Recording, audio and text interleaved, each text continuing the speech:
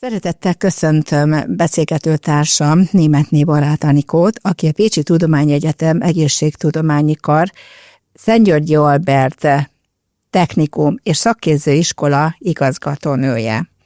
Szeretnélek, Anikó, üdvözölni itt körünkben, és egyúttal megkérdezném, hogy mit gondolsz a jövőt, illetően az egészségügyi szakképzésről, illetve a hozzátok járó tanulókról, az iskola múltjáról, ha egy kicsit nekünk erről beszélnél és beavatnál bennünket. Köszönöm szépen a meghívást és a lehetőséget. Igen, egy kicsit az iskola múltját kezdeném, vagy a múltjával kezdeném, és ezt követően akkor azért informatívabb lesz a jelennek a bemutatása. A Pécsi Tudományegyetem Szent-Györgyi Albert Egészségügyi Technikum és Szakképző Iskola elődje, a Szent-Györgyi Albert Középiskola 2011-ben került megszüntetésre, és ekkor a Szombathely megyei jogú város önkormányzatának közgyűlése határozatával arról döntött, hogy a megszüntetett iskola feladatait 4 középiskola fogja továbbiakban ellátni, és ebből a 4 középiskolából az egyik a Pécsi Tudományegyetemnek a Szociális és Egészségügyi Szakképzőiskolája, a SZESZI volt, amely pécsi székhelyű intézmény, és ennek a SZESZI-nek a tagintézményeként, Szombathely telephelyeként működött tovább az iskola. Az iskola egyetem általi működtetésének a hatékonyságát mutatja, hogy következő évben 2012. októberi statisztikai adatok alapján már 213 fő lett az iskola tanulói létszáma. Ez a nappali és a levelezős tanulókat, vagy esti tagozatos tanulókat is jelenti összességében, és ez 2015-ig egészen így is volt, nagyjából olyan 200 fő körül állandósult a tanulói létszáma a szakképzőiskolában. Amikor aztán 2016-tól újra lehetőség nyílt arra, hogy középiskolai rendszerben egészségügyi szakmát is lehet tanulni. Ez szakgimnáziumi formában indult el itt Szombathelyen is 2016-17-es tanévben, és ettől fogva elég látványos tanulói létszám emelkedés kezdődött meg az iskolában. 2016-tól jelentős létszámbővülés figyelhető meg az iskolában. Újabb létszám emelkedést a 2020-as szakképzési rendszer átalakítás jelentett, amikor is a korábbi 4+1 vagy 4+2-es képzések helyett 5, illetve 6 évfolyamos középiskolai képzések kerültek be a rendszerbe. Ezek 2020-21-es tanévben indultak először, és 2024-25-ös, tehát az előző tanév végén fejezték be az első olyan tanulók a képzést, akik a 5 éves képzésben már az új rendszerben indultak. Hát én úgy látom, hogy azért a népszerűsége akkor javult az iskolának, főleg az átalakulás utáni időszakhoz képest. Annak ellenére, hogy az iskola létszáma, tanulói létszáma növekszik, nem ülhetünk ki hátratett kézzel nyugodtan, mert nyilván ezzel kapcsolatban azért bőven vannak feladatok. Milyen képzési lehetőségeket tartogat az iskola tanulóknak? A szakképzési rendszer megújulásával új szakmák és új szakmairányok jelentkeztek 5, illetve 6 éves képzésekben. Középiskolai rendszerben, 6 éves képzésben legjellemzőbb, jelen pillanatban is csak általános ápoló tanulókat képzünk. Ezen kívül 6 éves képzésben még tanulhatnának szakasszisztensi szakmairányokon is a tanulók. Erre jelen pillanatban még középiskolai korosztály számára nincsen nagyon fogadóképesség, viszont a végzett tanulóink, akik 5 éves asszisztensi területeken, egészségügyi asszisztensi szakmákon, szakmairányokon végeznek, ők tovább tanulnak a kiegészítő szakmairányokra. Mondok erre egy példát. Például 5 éves képzésben egészségügyi asszisztens szakmában, perioperatív asszisztens képzésben elég jelentősen vannak, tehát nagyjából, mint az általános ápolóink, nagyjából olyan létszámban vannak a tanulók, ez évfolyamonként egy olyan 10-15 főt jelent, ez jelentősnek számít, 10-15 főt jelent, és most az idei tanévben indult az első olyan képzésünk, akik tavaly perioperatív asszisztensként végeztek, az idei évben viszont már a perioperatív szakasszisztensi szakmairányokat szerzik meg. Perioperatív asszisztensek, szakasszisztensek a műtétek körüli feladatokat ellátó szakdolgozókat jelentik. Tehát akkor ez azt jelenti, hogy műtősnők, illetve adatónővérek lesznek, hogy így fogalmazzak. Milyen létszámban látod a betegápolást, illetve a betegápolás körét, tanulói körét, vagy mennyire népszerű az iskolában, vagy maga az iskola erre a feladatra? Folyamatosan emelkedik a népszerűsége. Azt látjuk, hogy folyamatosan emelkedik az ápolói szakmának is a népszerűsége, nem túl gyorsan, de biztosan. Az idei évben végzős ápoló tanuló hallgatóink nappali tagozaton összesen 5-en fognak végezni, de már a következő éven végzők 13-an lesznek, és azt látjuk, hogy egyre többen választják ezt a szakmát is. Valójában az egészségügyi szakdolgozói munkakörökben a legjobban kihasználható szakma az általános ápoló szakma, hiszen ők a betegágy mellett fekvőbeteggyógyintézetekben, illetve asszisztensi feladatkörökben is, akár körzeti betegápolóként, akár tehát járóbetegellátásban is el tudnak helyezkedni. Úgyhogy javasoljuk a tanulóinknak, és szeretnénk is, ráadásul ezen a területen van a legnagyobb hiány, az egészségügyi szakdolgozói terület. Hát igen, sajnos ezt tapasztaljuk, főleg azóta, mióta nagyon megreformálták az egészségügyi szakképzést, illetve az egészségügyi oktatást. A gyakorlati lehetőségekről hadd kérdezzelek, hogyha a tanuló bekerül az iskolába, ugye most manapság duális képzésként, képzőhelyekkel tudják a gyakorlatokat végezni a tanulók. Erről tudnánk egy kicsit bővebben beszélgetni, illetve hogyha kérdezhetlek erről. Igen, természetesen. Egy kicsit bemutatnám akkor a kereteit a jelenlegi szakképzési rendszernek, illetve a szakmatanulásnak. Ez úgy néz ki, hogy középiskolásokról, tehát 8. általános iskolát befejező tanulóknak a képzési struktúrájáról beszélnék. Amikor ők középiskolát választanak és egészségügyi ágazatot választanak, akkor bár megjelölhetik azt a szakmát, amit ők szeretnének majd tanulni, de jellemzően csak ágazatot választanak. Ez azt jelenti, hogy az egészségügyi ágazat valamennyi szakmáját választó tanuló 2 éven keresztül, 9-10. évfolyamon egészségügyi ágazati alapoktatásban fog részt venni, és az egészségügyi ágazati alapoktatás fogja megalapozni azt a közös egészségügyi tananyagtartalmat, amellyel aztán majd sikeres ágazati alapvizsgát követően, amelyet a 10. év végén tesznek, részt vehetnek már gyakorlati képzésben, duális képzőhelyen.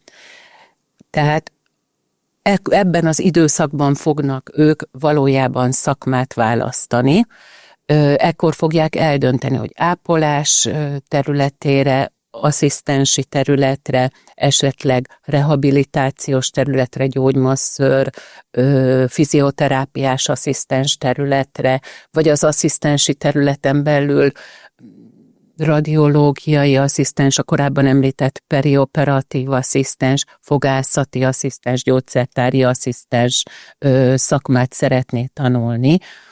Tehát erre 10. évfolyam végén ágazati alapvizsgát követően van lehetőségük. Azt tudom mondani, hogy a tanulóink 100%-ban duális képzésben vesznek részt a ágazati alapvizsgát követően, különböző formában, de 100%-osan részt vesznek a duális képzésben, magyarul munkahelyi körülmények között, munkaszerződéssel, úgynevezett szakképzési munkaszerződéssel már a munkavilágában tanulják meg, munkahelyi körülmények között és munkahelyi jogviszonyban, munkavállalói jogviszonyban sajátítják el a választott szakmájuk specialitásait. És hogy látod, hogy mi alapján választanak? Melyik terület, kinek melyik terület az, ami szívéhez igazából közel áll? Vannak úgynevezett népszerű szakmák, ezek közé sorolnám a gyógymasször szakmát, nagyon nagy az érdeklődés mind a középiskolai tanulók, mind pedig a felnőtt képzésben résztvevők között, illetve a mentőápoló szakma egy rendkívül népszerű, inkább a felnőttek között, de a gyerekek is állandó létszámban választják azért a mentőápoló szakmát is, úgyhogy az asszisztensi szakmák, amik még szintén nagyon népszerűek, ezek közül is a fogászati asszisztens, ami tényleg nagy népszerűségnek örvend, ahol viszont nekünk a duális képzőhelyekkel, illetve hát a munkaerőpiaci helyzeteket elemezve nagy szükség lenne. Ez egyrészt a perioperatív asszisztens szakmákban, ott nagyon nagy szükség lesz az utánpótlás nevelésre, illetve a képalkotó, tehát a radiológiai asszisztens képzésben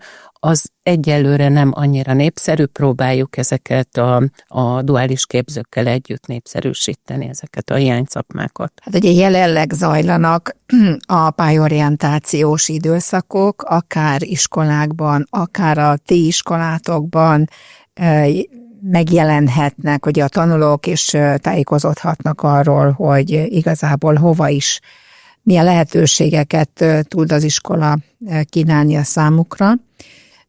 Megkérdeznélek, hogy milyen korcsoporttól javaslod azt, hogy ezek a tanulók érzékenyítve legyenek mondjuk az egészségügyi irányra, mert én magamból indulok ki egyébként, én még óvodás korú voltam, amikor az egészségügy érdekelt engem, és úgy ilyenkor mindig elgondolkodom azon, hogy igazából a jelenlegi gyerekek, akik most gyerekek, mi az életkor, amiben azért úgy már meg tudják határozni, hogy mégis mik szeretnének lenni, mi érdekli őket. Hát ez egy nehéz kérdés, ezt még mi is keresünk erre a választ. Azt el tudom mondani, hogy igen, mi is azt látjuk a kollégáimmal együtt, hogy minél korábbi életkorban érdemes már a gyerekeket megismertetni, ahogy említetted, érzékenyíteni a segítő és kifejezetten az egészségügyi szakmák iránt. Mi jelen pillanatban a pályaorientációs programjainkkal a felső tagozatosokat már a felső tagozatba kerüléstől fogva célozzuk, tehát 5. osztálytól már az iskolák is szerveznek pályaorientációs napokat, ahol a felső tagozatosokat, 5-8. évfolyamosokat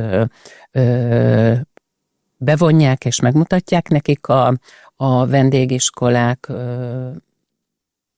kínálatát, illetve mi is arra készülünk, hogy minél szélesebb körben tudjuk bemutatni az iskolánkat a tanulók számára. Ilyen programjaink a különböző pályaorientációs napok, programok, mint például a Kutatók Éjszakája programsorozat, ahova általános iskolásokat hívtunk. Ilyen programsorozat a sportnapunkra, hogy szeretnénk őket meginvitálni, illetve legújabb tervünk, ami éppen a Magyar Egészségügyi Szakdolgozói Kamara Vas megyei területi szervezetével közös megvalósításban fog reményeink szerint júniusban megvalósulni. Ez a napközis tábor, a nyári napközis tábor, ahol szintén az egészségügyi szakmát, az egészségügyi pályát szeretnénk a tanulóknak népszerűsíteni. Hát ez nagyon szívem meleggető történet, ugyanis hát ez már régóta vágyunk, hogy legyen egy ilyen jellegű tábor, ahol, és egyébként most utalok a gyerekkoromra, ahol egy kicsit így megtapasztalhatják, beleláthatnak abba, hogy mit jelent a beteg emberrel bánni, milyen lehetőségek vannak, egyáltalán milyen eszközök vannak, amivel ők tudnak dolgozni. Most vegyünk egy fonendoszkópot, vegyünk egy vérnyomásmérőt, vagy bármi, egy fecskendőt, bármi ilyesmit, amivel ők ott tudnak találkozni, és biztos, hogy nagyon jó és hasznos időtöltést lehet kitalálni ezekre az időszakokra a tanulóknak, akik oda jelentkezni fognak. Így van, erre készülünk mi is, tehát egyrészt megismertetni őket azokkal az eszközökkel, berendezésekkel, amelyeket az egészségügyi dolgozók használnak, illetve megélni, vagy segíteni megélni azokat, vagy azt az érzést, hogy milyen elesett embernek elesett állapotban lenni, ezekre egy kicsit érzékenyítjük őket. Egyrészt azáltal, hogy felidézzük, amikor beteg, elesett voltál, nehogy Isten valami balesetért, vagy bármi ilyesmi történt, hogy akkor mit éreztél, hogy mi volt jó, hogy mi volt az, amitől jobban érezted magad, és biztos, hogy segítette a gyógyulásodat, illetve vannak különböző ilyen szimulációs eszközeink is, amelyek segítenek megmutatni számukra, hogy egy idős ember, egy terhes asszony, egy állapotos asszony milyen nehézségekkel tud küzdeni. Egyébként ez biztos, hogy így van, ugyanis, hogyha egy pályorientációs napot vagy órát veszünk figyelembe, és ott a tanulókat nézzük, akkor legalábbis az én tapasztalatom az volt, hogy eleinte olyan általános érdeklődés van, és amikor kapnak egy olyan feladatot, ami az egészségüggyel, az egészséggel, vagy az ellátással kapcsolatos, akkor így hirtelen így elkezdenek gondolkodni, hogy mit is lehet ilyenkor csinálni, adott esetben akár önmagukba visszagondolnak, hogy az ő anyukájuk mondjuk adott esetben ő vele mit csinált, hogy mérte a lázát, hogy borogatta, stb., mert ezek az emlékek így akkor előjönnek. Igen, ez a célunk, illetve amire mi még nagyon nagy hangsúlyt fektetünk, hogy a kortársaknak a véleményformáló ereje, a kortársaknak a példamutatása.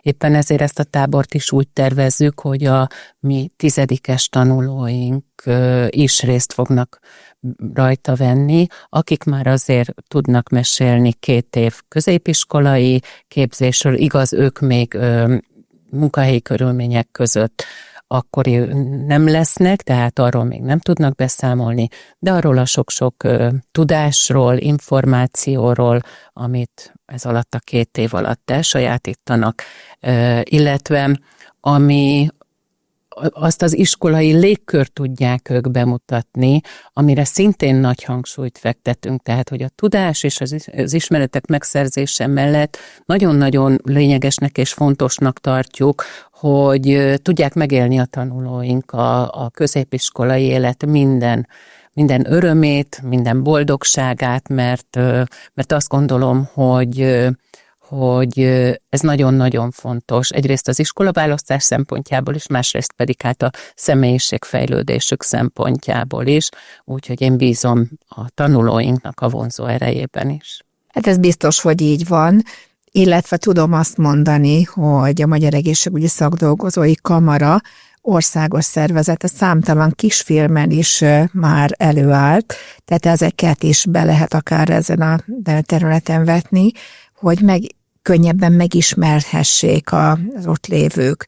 Tehát ez nyilván nem csak a táborra vonatkozik, hanem akár a pályorientációs órákra is, hogy ezeket be tudjuk ott mutatni, megelevenednek a feladatkörök, a szakmaterületek, és akár jobban bele tudnak a tanulók is ebbe látni. Igen, ezt is nagyon fontosnak, lényegesnek tartjuk, és használjuk is a szakdolgozói kamarának a kisfilmjeit, hiszen ahogy itt most az előzőekben felsoroltuk a különböző szakmákat, szakmairányokat, én azt gondolom, hogy sok laikus fülnek azért nagyon idegenül hangzottak ez a perioperatív asszisztens, rehabilitációs terapeuta, tehát ezek nagyon fontosak és lényegesek és segítőek abban, hogy be tudjuk mutatni, hogy ezek az elnevezések konkrétan milyen szakmákat, milyen szakterületeket foglalnak magukba. Hogy látod, mennyire partnerek a szülők a tanulókat illetően, illetve magát a szakmát illetően,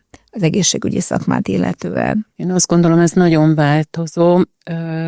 Egyrészt attól függően, hogy milyen tapasztalatai vannak az egészségügyi ellátással, az egészségügyi dolgozókkal kapcsolatban, ez nagyon meghatározza a szülők figyelmét, szülők hozzáállását. Amit látunk, hogy egyre több tanulónk kerül ki egészségügyi dolgozók gyerekei közül, unokái közül,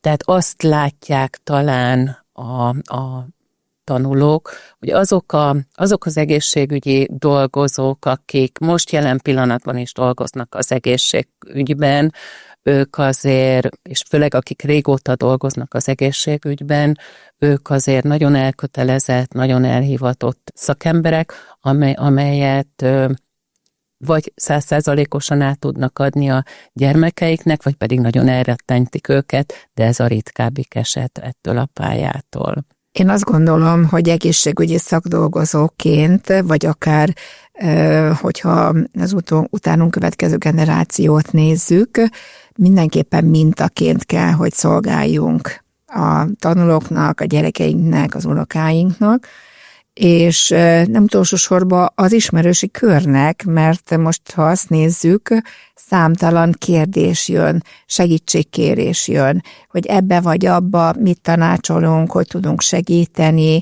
vagy ő éppen mit csináljon, tehát ezt a fajta segítő szándékot is kihasználhatjuk azzal, hogy mondjuk egy megfelelő tanácsot adunk éppen a barátainknak például. Tehát én úgy gondolom, hogy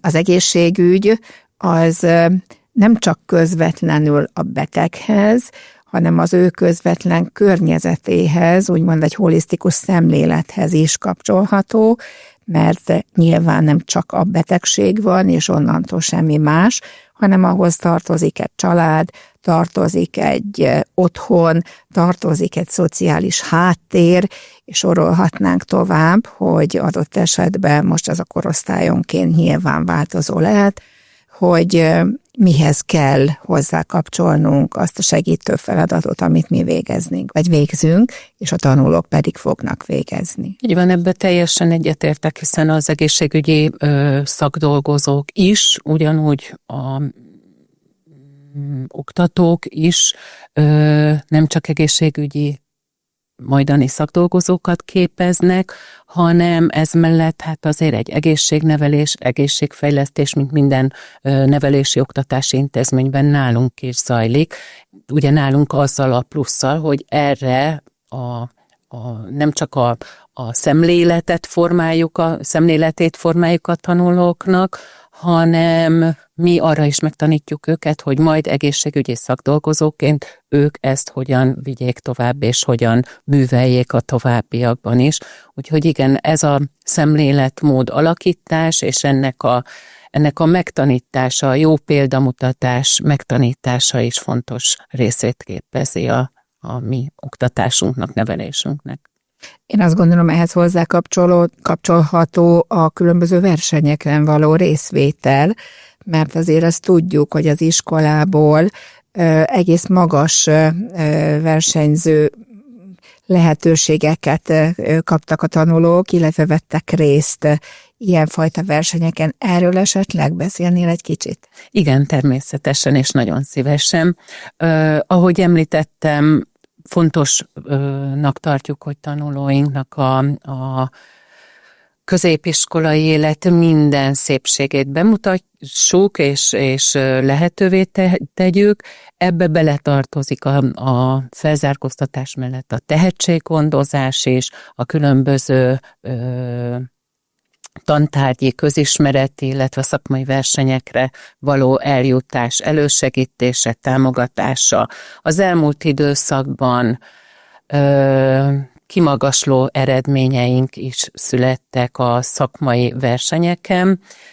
Ilyen kimagasló eredmény egyrészt a egészségügyi szakdolgozói kamara által meghirdetett Kossuth Zsuzsa szakmai versenyen már az elmúlt 2 évben folyamatosan bekerültünk és részt vettünk az országos döntőn, és ott is szép eredményeket értünk el. Illetve ami szintén kimagasló eredményünk volt, az, hogy a iskolánk tanulójaim harmadszor jutott el a nemzetközi versenyre, a World Skills, vagy szakmák olimpiája elnevezésű versenyre, legutolján 2024 szeptemberében, tehát 1 évvel ezelőtt Lyonban rendezett World Skills versenyen Balogh Boglárka tanulónk ápolás és gondozás kategóriában 8. helyezést ért el, és ezen a nemzetközi megmérettetésen ő kiválóságérmet kapott, szerzett, és ezzel térhetett haza, ami azért rendkívül magas szakmai szintet jelent, azt gondolom. Hát én szívből gratulálok, mert én is azt gondolom, hogy egy ilyen versenyen való részvétel, és minél magasabb kategóriájú versenyen való részvétel, az az iskolának is egyfajta visszajelzés, hogy azért érdemes küzdeni, érdemes csinálni azt, amit csináltok. Ez így igaz, de azért mindenképpen kiegészíteném azzal, hogy bár a tanulónak az országos első helyezés elérése után a felkészítését, a nemzetközi felkészítését már Budapesten az Országos Kórházi Főigazgatóság és az Iparkamara kollégái végezték. Ahhoz, hogy ilyen országos eredményt tudjon elérni, ahhoz az iskola oktatói mellett azért a duális képzésnek az elkötelezettsége, a szakmai hivatástudat megerősítése, illetve hát a szakmai gyakorlat, a szakmai tapasztalat megszerzésének a lehetőségéhez való hozzájutást is ők biztosították, tehát ők ugyanolyan súllyal vettek részt a tanuló felkészítésében, és ők ugyanúgy magukénak érezhetik ennek a tanulónak a szép és tényleg hatalmas szakmai eredményét. A szakmánkban egy fontos fogalom a hivatástudat. Tehát a hivatástudattal néha úgy érezzük, hogy azért Dunát lehet rekeszteni, és mindig mindenhol a hivatástudatra hivatkoznak, hogy az egészségügyben nagyon sok olyan feladatot kell ellátni, mert ő neki a hivatástudata ugye ott van, és csinálja. De ugyanakkor mindenképpen, hogyha most emögé a fogalom mögé oda nézünk, akkor azért emögött valós olyan szakmaszeretet rejtőzik, amit igazából, ha valakinek ez megvan, akkor én úgy gondolom, hogy abszolút meg fogja állni, és meg tudja állni a helyét az egészségügy bármely területén. Igen, ebbe teljesen egyetértünk, de én azt gondolom, hogy ahol emberekkel és pláne rászoruló, elesett emberekkel foglalkozunk, ezt nem is lehet másképp végezni. Tehát ezt vagy hivatástudattal lehet, vagy sehogy. Tehát ezt jól végezni, csak valós elköteleződéssel és elhivatottsággal lehet ezt a feladatot ellátni. És azért ehhez kapcsoltan tudom mondani, hogy a Magyar Egészségügyi Szakdolgozói Kamara célkitűzése is az, hogy az egész egészségügyi szakdolgozói kört pontosan egy csoportba foglalja, és ezzel a csoporttal tudjuk segíteni a betegellátást, illetve egymást a különböző tagozatokkal, a különböző lehetőségekkel, amit a szakmai kamara is tud mindehez hozzátenni, illetve nyújtani. Igen, ez egy nagyon fontos célkitűzés. Én azt gondolom, valahol kicsiben az iskolánkban mi is ezt próbáljuk elérni, mert gondolom nem árulok el titkot, hogy mind a ketten azért az egészségügy szakmáiban kezdtük, és azért mi megéltük azt, hogy milyen az, hogy egészségügyi szakdolgozónak lenni, hogy milyen érzés volt, amikor bekerültünk a működésig, amikor ennek a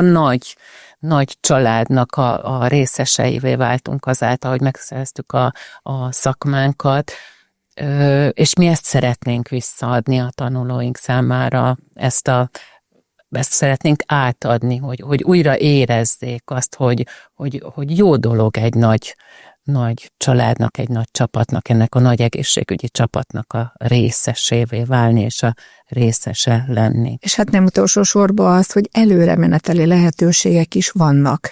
Tehát mindenféleképpen, ahol elindul mondjuk 9. évfolyamtól, akár egyetemig, akár doktori címig is bezárólag a szakmát abszolút ki tudja domborítani, meg tudja tenni ezeket, meg tudja élni ezeket a lehetőségeket, és élni is tudnak vele. Tehát számtalan lehetőség áll a tanulók előtt, én azt gondolom, úgyhogy az iskola pedig nyilván ebbe segíti is őket, hogy minél szélesebb körbe és minél jobban meg tudják ezeket a lehetőségeket élni és tapasztalni. Így van. Ahogy említettem, hogy a felzárkóztatás, a szakmai professzióra való felkészítés mellett nagyon nagy hangsúlyt fektetünk a tehetséggondozásra is. Tehát mi a tanulóinkat egyrészt arra készítjük fel, hogy érettségi és szakmaszerzést követően tudjanak elhelyezkedni, és egy jó szakmával, egy biztos állás lehetőségével olyan munkát tudjanak végezni, amit szívesen vállalnak, de ugyanígy felkészítjük őket arra is, azokat a tanulókat, akik tovább szeretnének tanulni, akik a szakmát egy magasabb színvonalon szeretnék művelni, tovább felkészítjük őket az egészségtudományi területen való továbbtanulás lehetőségére is, akár ápoló, mentőtiszt, gyógytornász, szülésznő szakmairányok, vagy hát szakképzettségek és felsőfokú végzettség megszerzésére. Ehhez ugye mi a Pécsi Tudományegyetem fenntartásában, és ezen belül is az egészségtudományi karral együttműködve az egészségtudományi kar irányítása alatt végezzük a feladatunkat. Ki is alakítottuk azt a közös képzési programot, amely az általános ápoló tanulóinkat, akik a technikumi képzésüket 6 évig végzik, ami egy rendkívül hosszú időszak. A közös képzési programnak köszönhetően, ha nálunk sikeresen elvégzik, és jó tanulmányi eredménnyel, jó szakmai vizsga eredménnyel zárják a tanulmányaikat, akkor lehetőségük van arra, hogy akár 60 kreditpont beszámításával, és így 1 évvel le tudják rövidíteni a felsőoktatási tanulmányaikat a Pécsi Tudományegyetem egészségtudományi karán. Tényleg abszolút jó a tanulónak, jó annak, aki bekerül a felsőoktatásba, hiszen akkor valóban, ha 1 évvel előbb diplomához juthat, akkor már a szakmában ezzel a diplomával a továbbiakban annak megfelelő érezéssel is fog tudni elhelyezkedni, nyilvánvalóan. Ahogy említetted, az egészségtudományi karon pedig van további lehetősége, akár okleveles ápoló, kiterjesztett hatáskörű okleveles ápoló, és akár az egészségtudomány doktori iskolája felé is tovább haladnia, tehát tényleg a 9. évfolyamtól a doktori iskoláig nagyon széles a paletta, amit kínálni tudunk. Hát én azt gondolom, a tanulóknak azért, ha a jövőképet nézzük, mindenképpen nagyon sok lehetőség áll a rendelkezésükre. Csupán minden azon múlik, hogy ő mit választ, és melyik útra lép rá, és azt az utat milyen módon járja végig. Én nagyon szépen köszönöm a beszélgetést, Danikó, és remélem, hogy akik ezt a beszélgetést hallgatják, és bízom benne, hogy akik ezt a beszélgetést hallgatják, képet kaptak, vagy képet kapnak a jelenlegi egészségügyi oktatás lehetőségeiről és szépségeiről, mert ennek igazából én úgy gondolom, hogy csak szépsége lehet. És köszönöm szépen. Köszönöm szépen én is a lehetőséget.